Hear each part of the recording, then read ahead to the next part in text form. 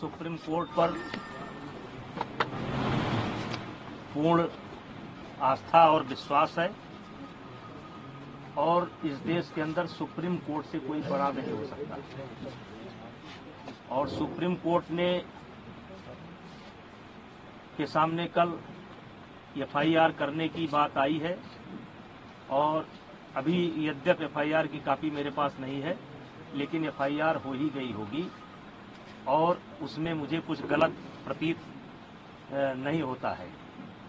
और जो जांच एजेंसी वर्तमान समय में दिल्ली पुलिस है, उस पर भी मुझे पूरा भरोसा है। मुझे किसी प्रकार से कोई शिकायत नहीं है और मैं पूरी तरह से निर्दोष हूं और इन आरोपों का सामना करने के लिए तैयार हूं। जांच एजेंसी जहां भी उचित समझेगी उसकी हर जांच में सहयोग करने के लिए मैं तैयार हूं। मुझे पहले भी भरोसा था, आज भी भरोसा है। सुप्रीम कोर्ट से ऊपर इस देश के अंदर कोई नहीं हो सकता है और सुप्रीम कोर्ट का आदेश सर्वमान्य है और मुझे या मेरे समर्थकों को ये आदेश सर्वमान्य है और मुझे जांच एजेंसी पर भी पूरा भरोसा है और मुझे और मेरे समर्थकों को न्याय मिलेगा, क्योंकि लगातार कई महीने से गाली पर गाली, गाली पर गाली, गाली पर गाली, आरोप पर आरोप, आरोप पर आरोप, इससे हमें भी कष्ट होता है, हमारे परिवार को भी कष्ट होता है, हमारे समर्थकों को भी कष्ट होता है। लेकिन हम चाहेंगे कि निष्पक्ष जांच जो सुप्रीम कोर्ट के आदेशानुसार दिल्ली पुलिस कर रही है वो करें और शीघ्र ही मेरा एक शब्द है कि शीघ्र ही जल्द से जल्द ये जांच पूरी करके जो भी कार्रवाई बनती हो उसे कर। तो ये जनवरी में इनकी मांग निकल करके आई थी कि अपने पद से इस्तीफा दें। मैंने उस समय कहा था कि पद से इस्तीफा देने का मतलब है कि मैंने इनके आरोपों को स्वीकार कर लिया। मेरा कार्यकाल लगभग पूरा हो चुका है।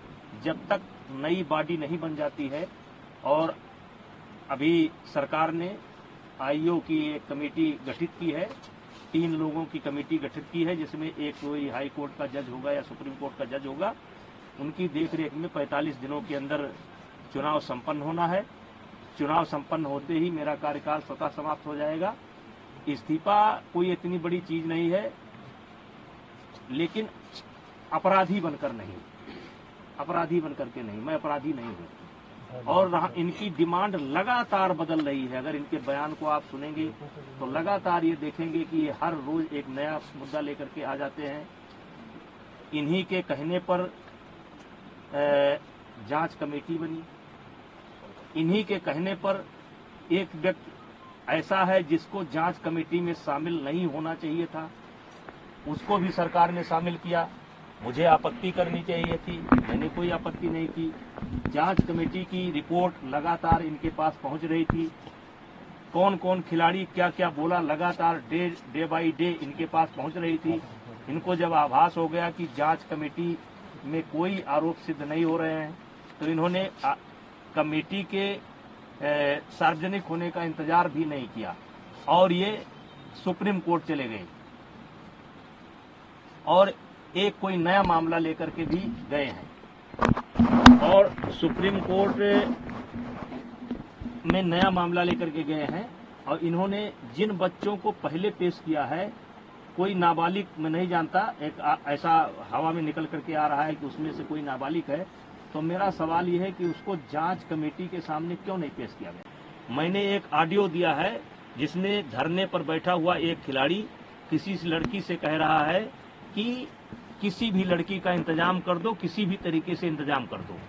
मतलब ये 4-4 महीना मेरे खिलाफ लोगों को उकसाएंगे, भड़काएंगे, सबूत इकट्ठा करेंगे और फिर 3 महीने बाद एक ले जाकर के फिर किसी न किसी को पेश कर देंगे। चलिए, मुझे उस पर भी कोई आपत्ति नहीं है, ये काम जांच एजेंसी का है, वो जांच एजेंसी अब काम करेगी। लेकिन हमने तो लगातार सरकार के फैसले का सम्मान किया और ये लगातार इसका उल्लंघन कर रहे हैं। रोज रोज ये नई डिमांड लेकर के आ जा रहे हैं। अब जांच एजेंसी की रिपोर्ट सार्वजनिक होने का इनको इंतजार करना चाहिए। फिर ये धरने पर बैठ गए।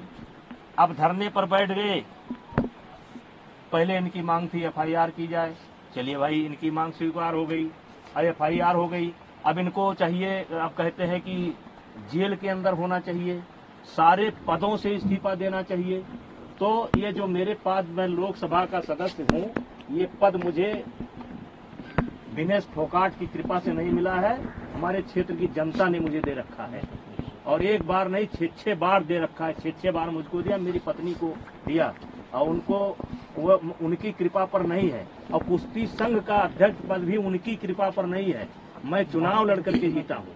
अब आपके माध्यम से आप सवाल पूछेंगे तो मैं कहना चाहता हूँ, एक ही परिवार और एक ही अखाड़ा क्यों?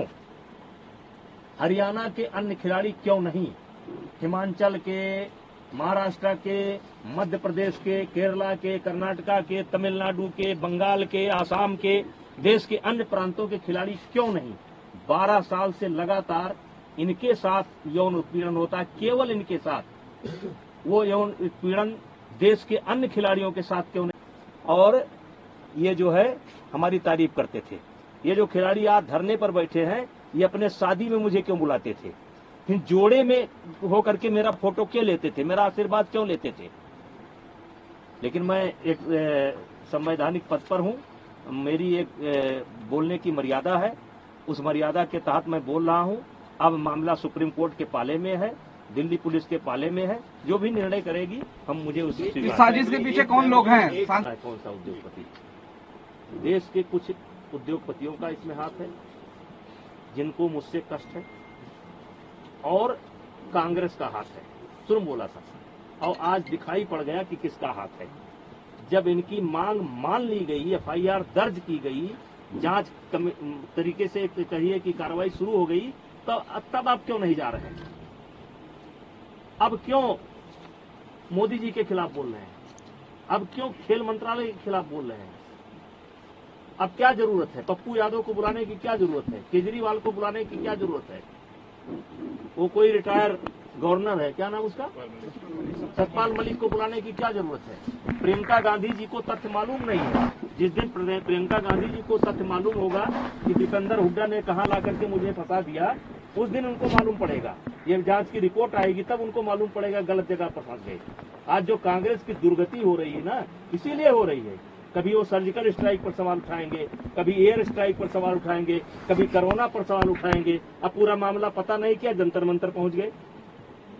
जांच का इंतजार कर लेते, दिल्ली पुलिस की रिपोर्ट का इंतजार कर लेते, तब जंतर मंतर पहुंचते। राजनीतिकरण हो रहा है, आम आदमी पार्टी पहुंच रही है। ये राजनीतिकरण शुरू से, मैं तो फर्स्ट डे से कह रहा हूं कि ये खिलाड़ियों का धरना नहीं है, ये कुछ षड्यंत्रकारी लोग हैं जो हमारी पार्टी को नुकसान पहुंचाना चाहते हैं।